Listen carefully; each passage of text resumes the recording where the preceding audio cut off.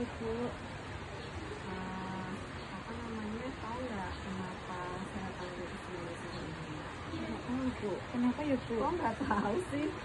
Kemarin capek nggak targetnya? Nggak capek, Bu. Nah, karena nggak capek, kamu seharusnya aku panggil ke sini. Nanti kita bahas bareng-bareng ya, ada kendala apa, terus nanti untuk perbaikannya gimana dan solusinya gimana. Nanti kita bahas bareng-bareng ya. Sebentar saya isi dulu. Untuk hari ini tanggal berapa ya? Ini tanggal 4, Bu. 4 November ya. Iya. Oke. Namanya Saputri. Cabangnya Wangi Saja. Oke Put, ini namanya adalah Home Performance Review and Training atau PRT. Tahu nggak PRT itu apa? Apa itu, Bu? Jadi ini tuh PRT performance atau review pencapaian kamu kemarin. Terus plan apa nih bulan ini agar targetnya tercapai. Saya mulai aja ya. Kalau bulan kemarin kamu isut berapa? Isutnya Closing berapa? closingnya 15 cc. Closingnya 15 pascal.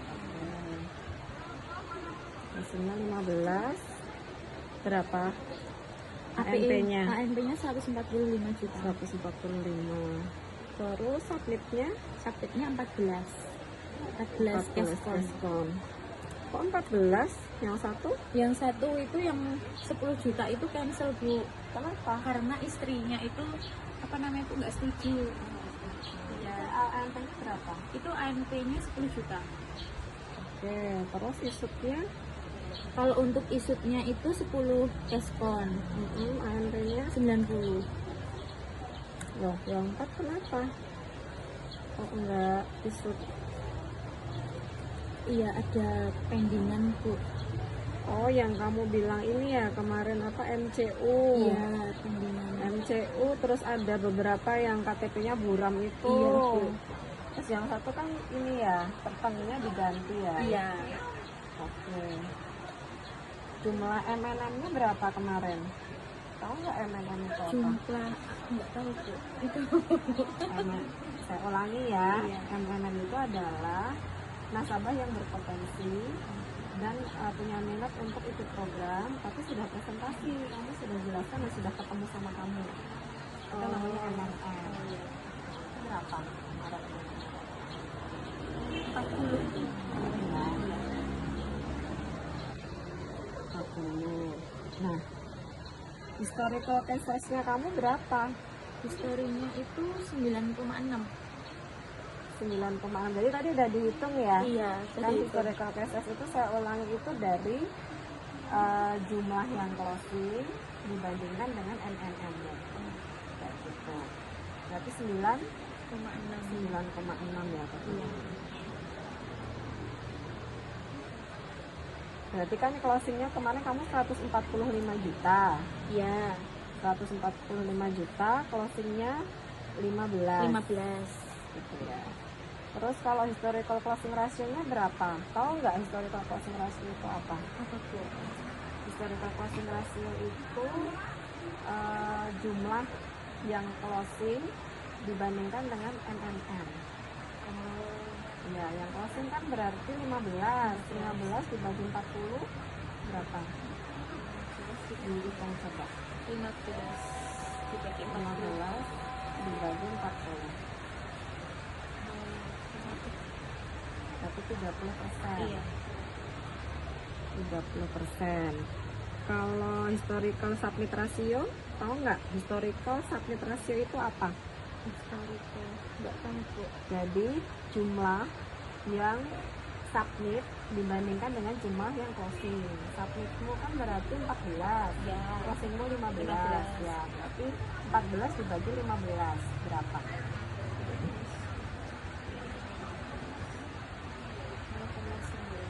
9 berapa? 93%. Nah, selanjutnya historical isut ratio. Tahu nggak historical isut ratio itu apa?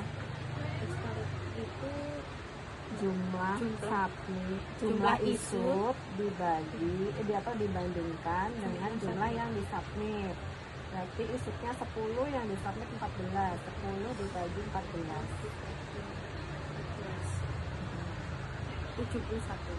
71%. Nah, targetnya kamu ini jadi 150 juta. Ya Bu. Mau nggak kenapa 150 juta? Karena bulan kemarin kan gapnya masih 30. Ya, jadi target BFA kamu kan gradingnya 120 ditambah dengan yang kemarin masih 30 juta, jadi 150 juta.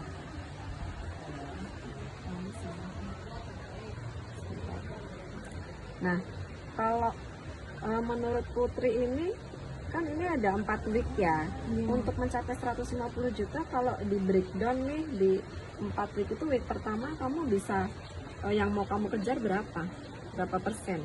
10% Bu. 10% kenapa? Soalnya tuh kan kalau masih week pertama itu biasanya arahnya masih santai tuh. Jadi belum memberi pipeline, kadang pipeline-nya juga baru dibuat seperti itu. Kalau week kedua berapa persen? Kalau week kedua 30 bisa Bu. 20%. Week ketiga Week ketiga itu 40 Bu. 40, berarti udah 80%. Terus berarti week keempatnya Yang 20%. Nah, oke. Kalau dengan caramu seperti ini sih nggak apa-apa. Setiap orang kan punya ini masing-masing ya. Cuman kalau dengan cara seperti ini, kamu harus target isutnya adalah 24 deskal dengan SSnya 9,5. Nah, kalau boleh saya sarankan, kalau di pertama itu kan kerjaan belum banyak ya, waktunya masih banyak. Jadi sebenarnya di pertama itu saatnya kamu ngejar target grading. Kalau enggak kamu di 35%. Gitu. Bisa ya? Kan nanti pipeline yang yang kayak bulan kemarin di follow up lagi tuh, yang udah level 3, yang udah tinggal kepesan di follow up lagi. Itu bisa jadi bahan baku di week 1. Atau yang kemarin belum bisa kamu kerjakan atau di follow up lagi untuk pemilihannya, nanti bisa untuk dikejar di week 1. Kalau week 2 30% nggak apa-apa. Mungkin kalau week 3 itu 25%, karena kan pasti udah ada submitan ya, udah ada pendingan, dan mungkin juga referral sudah agak menurun ya kan akhir bulan. Nah, nanti untuk hari keempat kamu tinggal kejar 10% aja, karena kan kamu fokus, saya pengen kamu fokus ke pendingan dan koreksi. Jadi fokus ke submit tuh isutnya. Jadi nggak kayak bulan kemarin tuh numpuk semua di akhir bulan. Nah, ini untuk mencapai 150 juta, ini kamu target isutnya cashflow-nya 24 juta. Gitu. 24 diskon. Kebanyakan nggak? Nah, kalau kebanyakan, kita perhatikan yang ini. Kalau cash tuh misal dinaikkan 12 juta, kamu bisa kejar nggak? Kalau biasanya ya dari historical closingmu bisa. Oke, misalnya kita buat 12 juta ya. Nah, berkurang jadi 19 gitu. Bisa? Atau mau dinaikkan historical cash-nya? Dinaikkan nggak apa-apa Bu. Soalnya kalau 19 kan kebanyakan. Ya, coba 15 ya. Iya. Jadi 15. Jadi 15 isut ya. Iya Bu. Jadi isut. Nah, ini yang di bawah. Untuk mencapai ini tadi yang sudah breakdownnya di week 1, week 4. Jadi untuk week 1 itu per harinya itu daily referralnya itu 3,5 atau 3 orang. Kamu membutuhkan 3 referral. Terus referral atau MNM-nya itu 18 referral atau 18 orang. Terus closingnya atau cash flow-nya itu 5,3, ya anggap aja 5 gitu, untuk week 1. Nah, ANP-nya itu 79.509.314. Submitnya itu 73.943.662. Isutnya kamu butuh di 52.500. Yang week 2 ini kamu butuh 3 referral, MNM-nya 15, closing-nya 4,5 ya 4 gitu. ANP-nya 68 juta, sekitar segitu, submit-nya 63.380 dan isutnya harus 45 juta.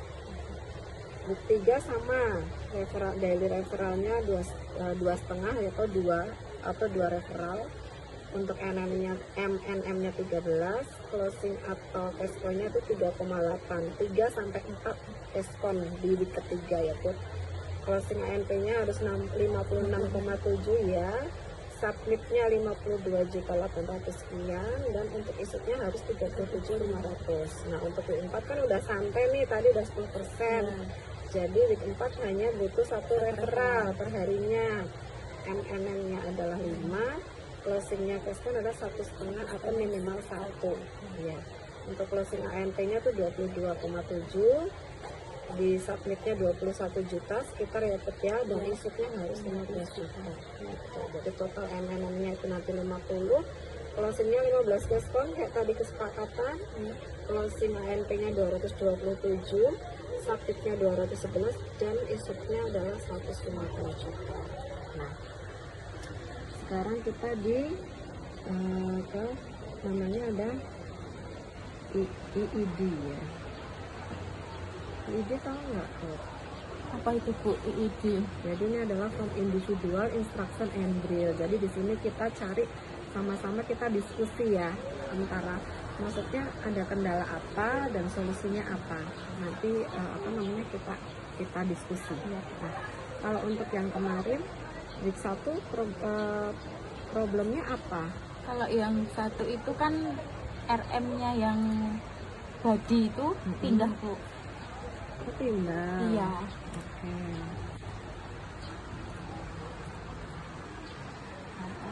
RM bagi ya. Iya. Jadi berarti referralmu berkurang. Iya berkurang Bu. Oh, berarti ini referral berkurang. Referral berkurang karena RM pindah ya. RM pindah. Nah, di cabang ada berapa RM? Ada 4 Bu. Oke, ada 4. Berarti kamu jangan menggantungkan relationship-nya ditingkatkan di 3 RM lainnya. Jadi kamu tidak hanya menggantungkan atau mengandalkan 1 RM aja. Nanti jadinya adalah ketika yang satu mutasi, nanti jadinya referennya berkurang seperti ini. Jadi tingkatkan relationship ya. Relationship dengan RM gitu. Terus untuk yang kedua kendalanya apa? Yang kedua itu biasanya RM itu udah langsung ke nasabah itu langsung di itu loh Bu, 6 juta seperti itu. Jadi casesnya kecil. Iya, jadi untuk penawarannya lagi tuh kadang agak susah karena udah dipatok segitu gitu.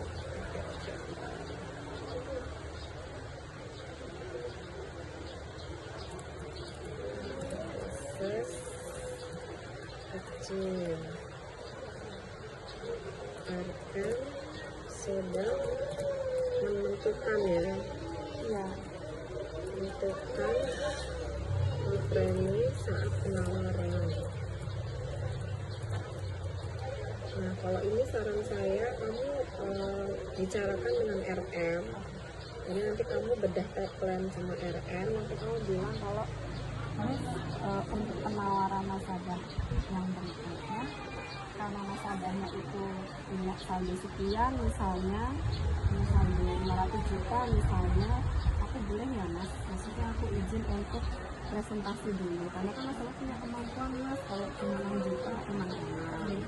Nanti aku ini ya Mas, coba aku gali kebutuhan nasabahnya, jadi biar bisa meningkatkan prestasi kita. diskusi dengan RM agar bisa menggali kebutuhan nasabah ya, nasabah lebih dalam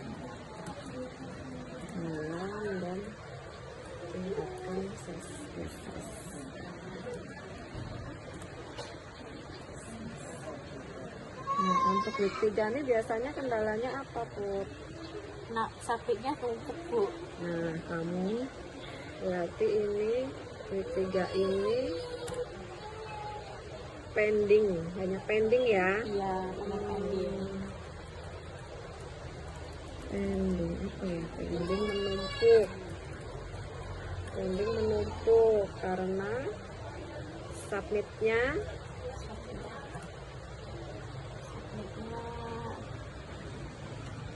tidak Selesai pagi ya, tidak selesai Bu. submitnya tidak langsung dikerjakan, tapi ditumpuk ya, tapi dikumpulkan. Kurang memanage waktu. Ya. Nah, ini saran dari saya, manage waktu. Jadi kamu harus manage waktu. Ketika kamu closing itu submit itu maksimal H+1 dari closing ya. Submit adalah maksimal H+1 dari closing. Maksimal submit H+1 dari closing. Ini akan saya pantau ya, Put, akan saya monitoring ya. Biar kamu week 3 ini yang harusnya kamu masih bisa cari bahan baku nih, kamu sibuk karena submitnya itu menumpuk kayak gitu. Nah, untuk week 4 apa nih? Koreksinya biasanya pending dikoreksi Bu, jadi nggak nutup waktunya. Udah mepet sama apa namanya waktu akhir bulan, terus itu belum selesai koreksinya kayak gitu.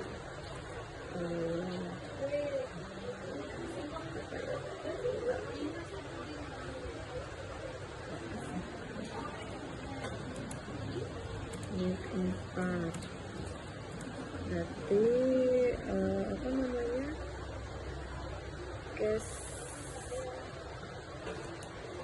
case tidak terselesaikan ya. Iya Bu. Terselesaikan karena koreksi dan pendingan tidak Pendingannya tidak selesai. Iya. Ini sama ya, Put, manage waktu juga ya, manage waktu dan follow up atau koreksi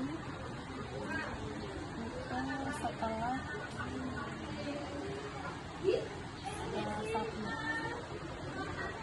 Jadi intinya ketika submit keluar koreksi itu harus langsung dikerjakan, karena nasabah pun misalnya nih aku closing hari ini kurang KTP gram misalnya, terus kamu minta ke aku tuh besok, itu kan masih nasabah masih fresh ya, istilahnya masih oh iya aku kemarin ikut asuransi ada kekurangan, oke deh aku lengkapi. Tapi kalau kamu ngubunginya 2 minggu lagi nih, ini nasabah malah bisa jadi mikir-mikir nggak jadi aja ya yang kemarin, kok ribet ya, kok ini ya, kayak gitu. Jadi kamu harus setelah submit keluar koreksi itu harus langsung diselesaikan. Terus yang ketiga ini ada FOD, Field Observation dan Demonstration. Tahu nggak itu apa? Gimana Bu? Jadi nanti saya akan join atau nanti akan melakukan observasi kapan kamu ke nasabah. Saya akan ikut nih join visit. Nah, nanti saya akan mencontohkan. Nanti kamu bisa melihat saya seperti apa, nanti bisa kamu contoh untuk melakukan penawaran atau follow up ke nasabah. Seperti itu. Nanti kapan tempatnya, misalnya besok misalnya. Kan katanya mau ke Pak Guntur ya. Iya. Nah,